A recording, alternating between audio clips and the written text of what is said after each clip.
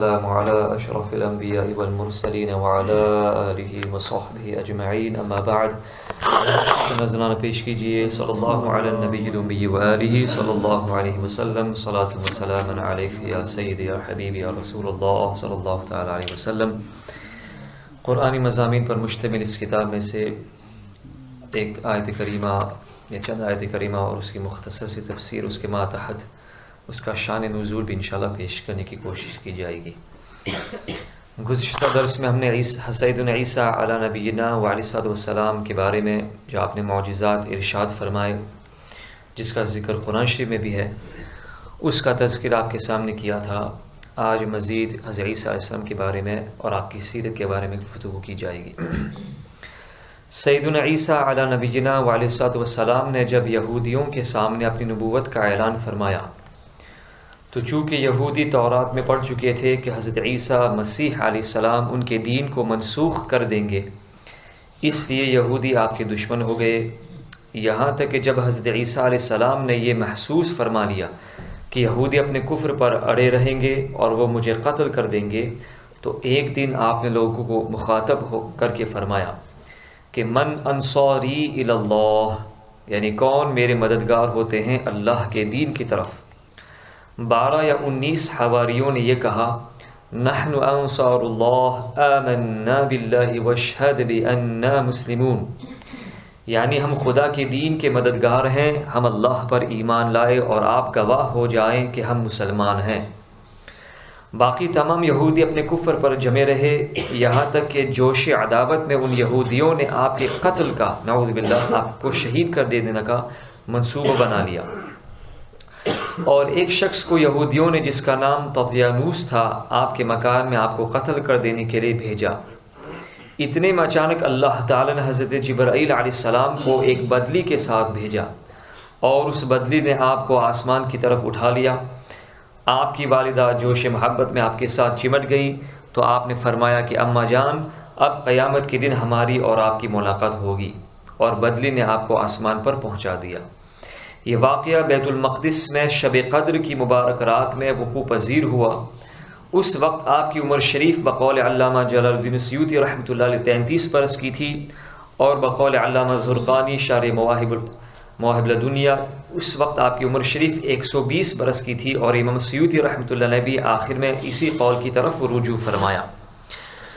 ططیانوس جب بہت دیر مکان سے باہر نہیں نکلا تو یہودیوں نے مکان میں گھس کر دیکھا تو اللہ تعالی نے ططیانوس کو حضرت عیسیٰ علیہ السلام کی شکل کا بنا دیا، یعنی ظاہر اس کا چہرہ جو تھا حضرت عیسیٰ علیہ السلام جیسا تھا۔ یہودیوں نے ططیانوس کو حضرت عیسیٰ سمجھ کر قتل کر دیا۔ اس کے بعد جب ططیانوس کے گھر والوں نے غور سے دیکھا تو صرف چہرہ حضرت عیسیٰ علیہ السلام کا تھا، باقی سارا بدن ططیانوس ہی کا تھا۔ تو اس کے اہل خاندان نے کہا کہ اگر یہ مقتول حضرت عیسیٰ ہیں تو ہمارا آدمی ططیانوس کہاں ہے، اور اگر یہ ططیانوس ہے تو حضرت عیسیٰ کہاں گئے۔ اس پر خود یہودیوں میں جنگ و جدال کی نوبت آ گئی، اور خود یہودیوں نے ایک دوسرے کو قتل کرنا شروع کر دیا، اور بہت سے یہودی قتل ہو گئے۔ تو اللہ رب العزت نے قرآن شریف میں اس واقعے کو اس طرح بیان فرمایا وَمَكَرُوا وَمَكَرَ اللَّهُ وَاللَّهُ خَيْرُ الْمَاكِرِينَ اذ قال الله يا عيسى إني متوفيك ورافعك إلي ومطهرك من الذين كفروا وجاعل الذين اتبعوك فوق الذين كفروا إلى يوم القيامة ثم إلي مرجعكم فأحكم بينكم فيما كنتم فيه تختلفون۔ اور کافروں نے مکر کیا اور اللہ تعالیٰ نے ان کے ہلاک کی خفیہ تدبیر فرمائی، اور اللہ سب سے بہتر چھپی تدبیر فرمانے والا ہے۔ یاد کرو جب اللہ نے فرمایا اے عیسیٰ میں تجھے پوری عمر تک پہنچاؤں گا اور تجھے اپنی طرف اٹھا لوں گا اور تجھے کافروں سے پاک کر دوں گا، اور تیرے پیرووں کو قیامت تک تیرے منکروں پر غلبہ دوں گا، پھر تم سب میری طرف پلٹ کر آؤ گے تو میں تم میں فیصلہ فرما دوں گا جس بات میں جھگڑتے ہو۔ آپ کے آسمان پر چلے جانے کے بعد حضرت مریم رضی اللہ تعالی عنہا نے 6 برس دنیا میں رہ کر وفات پائی، اور ایک روایت یہ کہ قرب قیامت کے وقت حضرت عیسیٰ علیہ السلام زمین پر اتریں گے یہ بخاری مسلم کی روایت میں ہے کہ قرب قیامت کے وقت حضرت عیسیٰ علیہ السلام زمین پر نازل ہوں گے اور نبی آخر الزمان صلی اللہ علیہ وسلم کی شریعت پر عمل کریں گے اور دجال و خنزیر کو قتل فرمائیں گے اور صلیب کو توڑیں گے اور 7 برس تک دنیا میں عدل فرما کر وفات پائیں گے اور مدینہ منورہ میں گنبد خضرا شریف کے اندر مدفون ہوں گے۔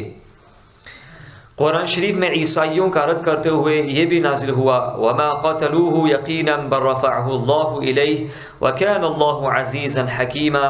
اور بے شک انہوں نے اس کو قتل نہیں کیا بلکہ اللہ نے اسے اپنی طرف اٹھا لیا اور اللہ غالب حکمت والا ہے۔ اس سے اوپر والی آیت میں ہے وَمَا قَتَلُوهُ وَمَا صَلَبُوهُ وَلَكِنْ شُبِّهَ لَهُمْ، انہوں نے نہ اسے قتل کیا اور نہ اسے سولی دی بلکہ ان کے لیے اس کی شبیہ کا ایک بنا دیا گیا۔ خلاصہ کلام یہ کہ حضرت عیسیٰ علیہ السلام یہودیوں کے ہاتھوں مقتول نہیں ہوئے اور اللہ نے آپ کو آسمانوں پر اٹھا لیا۔ جو یہ عقیدہ رکھے کہ معاذ اللہ حضرت عیسیٰ علیہ السلام قتل ہو گئے اور معاذ اللہ سولی پر چڑھائے گئے جیسا کہ نصارہ کا عقیدہ، تو وہ شخص کافر ہے، دائرہ اسلام سے خارج ہے، کیونکہ قرآن شریف میں صاف صاف مذکور ہے کہ حضرت عیسیٰ علیہ السلام نہ مقتول ہوئے نہ سولی پر لٹکائے گئے۔ اب اسی سے ملتا جلا ایک اور واقعہ عیسائیوں کے بارے میں جس کا ذکر ہم نے پہلے بھی کیا تھا، مختصر آپ کے سامنے پیش کرنے کی سعادت حاصل کریں گے۔ نجران یعنی یمن کے نصرانیوں کا ایک وفد، ایک ڈیلیگیشن گروپ مدینہ شریف مدینہ منورہ آیا۔ یہ 14 آدمیوں کی جماعت تھی جو سب کے سب نجران کے اشراف میں سے تھے،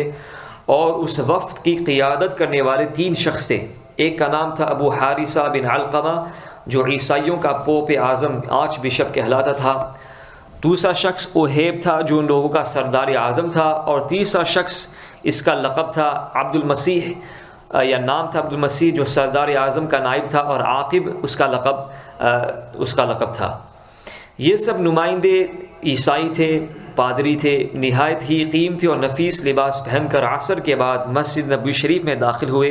اور اپنے قبلے کی طرف منہ کر کے اپنی نماز ادا کی۔ پھر ابو حارثہ اور ایک دوسرا شخص دونوں حضور نبی کریم صلی اللہ علیہ وسلم کی خدمت میں حاضر ہوئے، اور آپ نہایت کریمانہ لہجے میں ان دونوں سے گفتگو فرمائی اور ان دونوں کے درمیان یہ مکالمہ ہوا۔ نبی کریم صلی اللہ علیہ وسلم نے فرمایا تم لوگ اسلام قبول کر کے اللہ تعالیٰ کے فرما بردار بن جاؤ۔ تو ابو حارثہ نے کہا ہم لوگ پہلے ہی سے اللہ تعالیٰ کی فرما بردار ہو چکے ہیں۔ نبی کریم صلی اللہ علیہ وسلم نے ارشاد فرمایا تم لوگوں کا یہ کہنا صحیح نہیں، کیونکہ تم لوگ صلیب کی پرستش کرتے ہو اور اللہ کے لیے بیٹا بتاتے ہو اور خنزیر کھاتے ہو۔ تو ابو حارثہ نے کہا آپ لوگ ہمارے پیغمبر حضرت عیسیٰ علیہ السلام کو معاذ اللہ گالیاں کیوں دیتے ہو؟ نبی کریم صلی اللہ علیہ وسلم نے فرمایا ہم لوگ حضرت عیسیٰ علیہ السلام کو کیا کہتے ہیں؟ ابو حارثہ نے کہا آپ لوگ حضرت عیسیٰ علیہ السلام کو بندہ کہتے ہیں حالانکہ وہ خدا کے معاذ اللہ بیٹے ہیں۔ نبی کریم صلی اللہ علیہ وسلم نے فرمایا ہاں ہم یہ کہتے ہیں کہ حضرت عیسیٰ علیہ السلام خدا کے بندے اور اس کے رسول ہیں، اور وہ کلمت اللہ جو کنواری مریم کے شکم سے بغیر باپ کے اللہ تعالیٰ کے حکم سے پیدا ہوئے۔ ابو حارثہ نے کہا کیا کوئی انسان بغیر باپ کے پیدا ہو سکتا ہے؟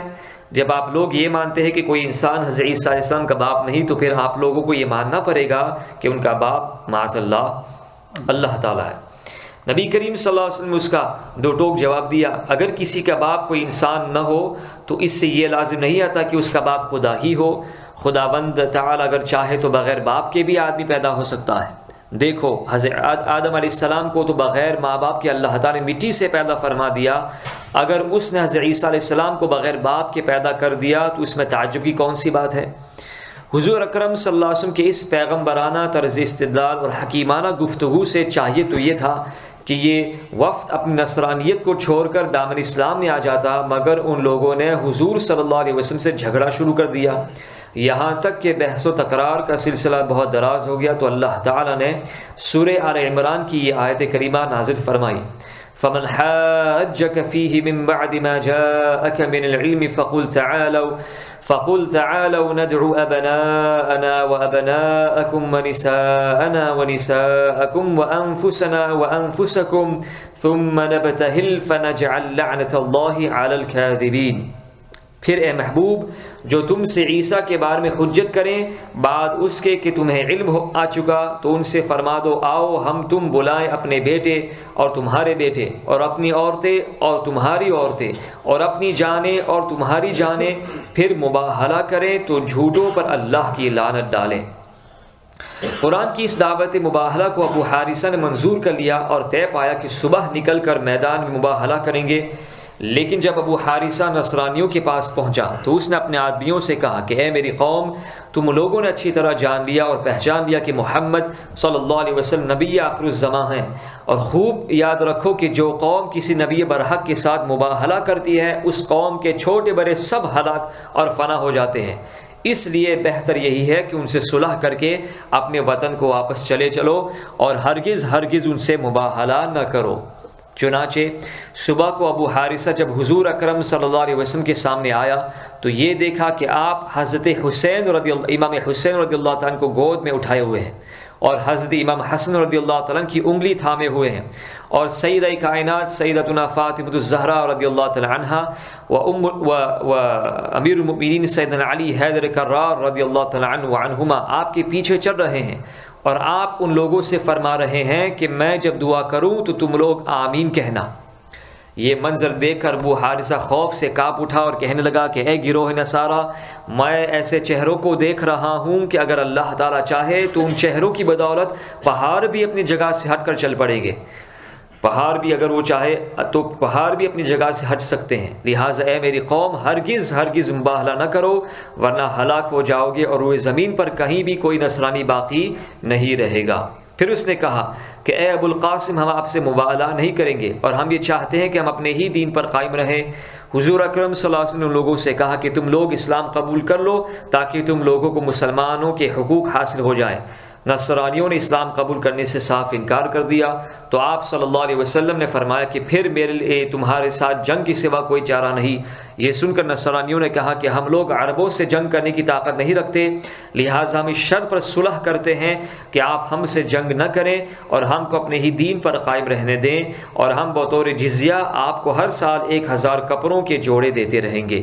چنانچہ حضور اکرم صلی اللہ علیہ وسلم نے اس شرط پر صلح فرمائی اور نصرانیوں کے لیے امن و امان کا پروانہ لکھ دیا۔ اس کے بعد آپ نے فرمایا کہ نجران والوں پر ہلاک و تو بربادی آ پہنچی تھی، مگر یہ لوگ بچ گئے۔ اگر یہ لوگ مجھ سے مباہلہ کرتے تو مسخ ہو کر بندر اور خنزیر بن جاتے، اور ان کی وادی میں ایسی آگ بھڑک اٹھتی کہ نجران کی کل آبادی یہاں تک کہ چرندے اور پرندے جل بھن کر راکھ کا ڈھیر بن جاتے، اور وہ زمین کے تمام عیسائی سال بھر میں فنا ہو جاتے۔ اللہ اکبر۔ اس سے ہمیں کیا سبق ملتا ہے؟ اس سے معلوم ہوا کہ خدا کے رسولوں کے ساتھ مباہلہ کرنا ہلاکت و بربادی ہے، بلکہ انبیاء و اولیاء اور اللہ والوں کا مقابلہ کرنا اور ان لوگوں کی بد دعا کا سامنا کرنا بربادی و ہلاکت ہے، بلکہ خدا کی ان محبوب بندوں کی ذرا سی بے ادبی اور دل آزاری بھی انسان کو فنا کی گھاٹ اتار دیتی ہے اور ایسی تباہی و بربادی لاتی ہے جس کا کوئی بھی علاج نہیں کر سکتا۔ اللہ تعالی ہم سب کو اس کے محبوبوں کی تعظیم و تکریم کرنے کی توفیق عطا فرمائے۔ صلی اللہ علیہ